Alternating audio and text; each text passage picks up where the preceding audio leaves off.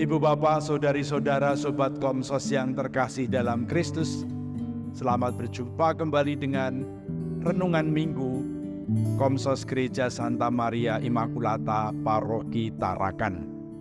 Hari ini kita memasuki minggu biasa yang ke-10, dan bacaan yang akan kita renungkan diambil dari Injil Markus bab 3 ayat 20 sampai dengan 35. Bacaan yang cukup panjang ini mengisahkan dua cerita. Cerita yang pertama, Yesus yang sibuk melayani banyak orang, menyembuhkan berbagai macam penyakit, menyembuhkan berbagai macam orang yang kerasukan setan. Saking banyaknya orang yang datang, Yesus dan para murid sampai tidak sempat makan. Mereka sangat sibuk. Keadaan ini ditanggapi secara berbeda oleh dua kelompok. Kelompok pertama, kelompok ahli Taurat. Kelompok kedua, kelompok keluarga Yesus. Maka kedua kisah, kedatangan atau dialog Yesus dengan ahli Taurat dan dialog Yesus dengan orang yang menunjukkan bahwa atau yang memberitahukan kepada Yesus bahwa keluarganya ingin bertemu dengannya.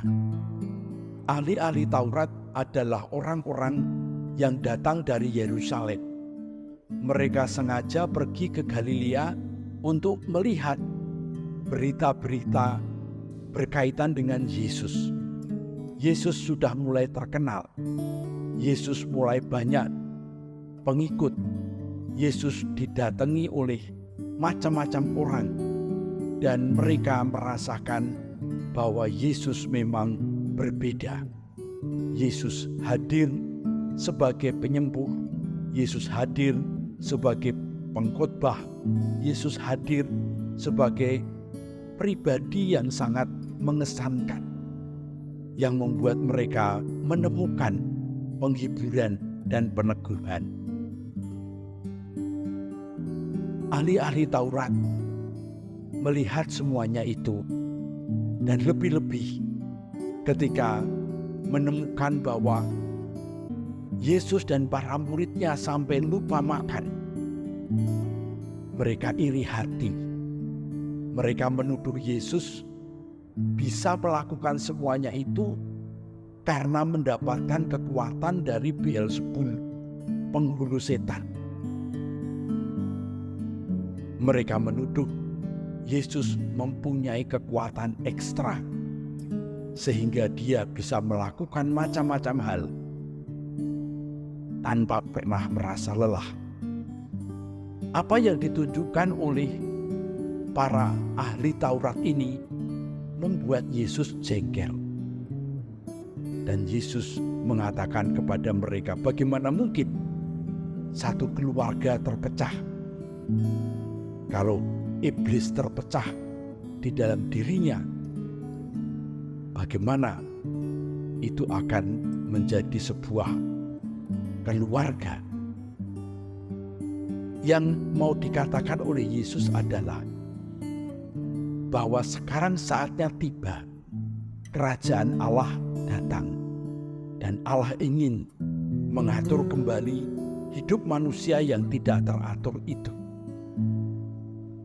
Yang buta dibuat melihat, yang lumpuh dibuat berjalan, yang sakit dibuat sembuh, yang membutuhkan penghiburan diberi pengajaran sehingga mendapatkan kekuatan.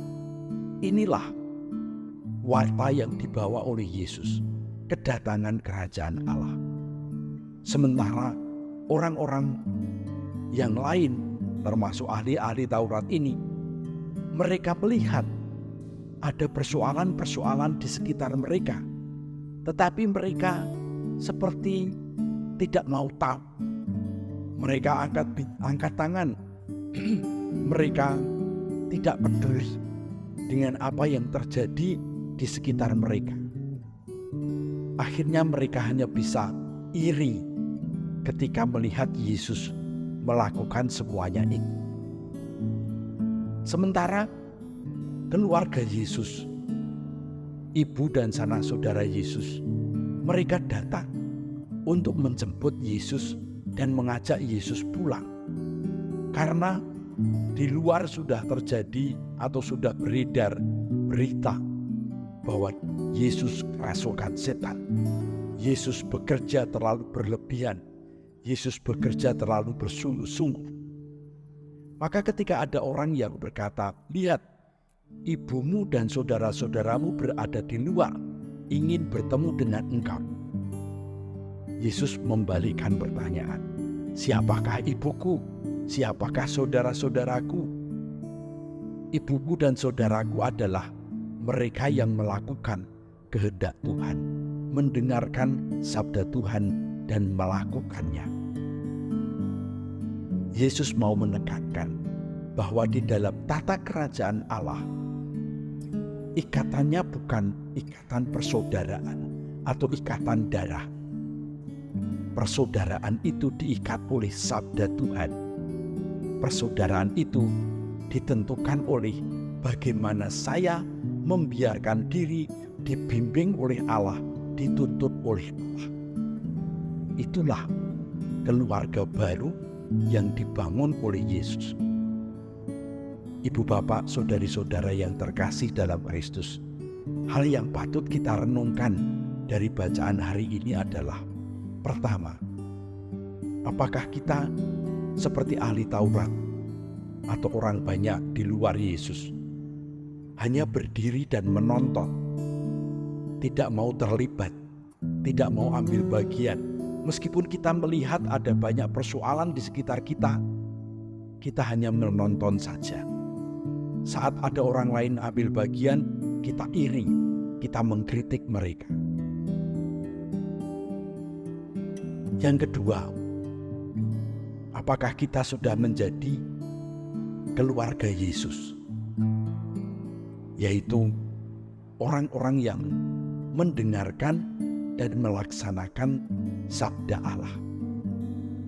Kita bukan hanya menjadi orang yang di luar, tetapi kita menjadi orang yang di sekitar Yesus, masuk ke dalam misteri Yesus, bersama dengan Yesus melakukan pekerjaan-pekerjaan yang dikehendaki Allah. Semoga sabda Tuhan hari ini meneguhkan kita untuk selalu berada bersama Yesus, di dalam Yesus, dan melakukan pekerjaan-pekerjaan yang benar, yang baik. Tuhan memberkati kita. Amin.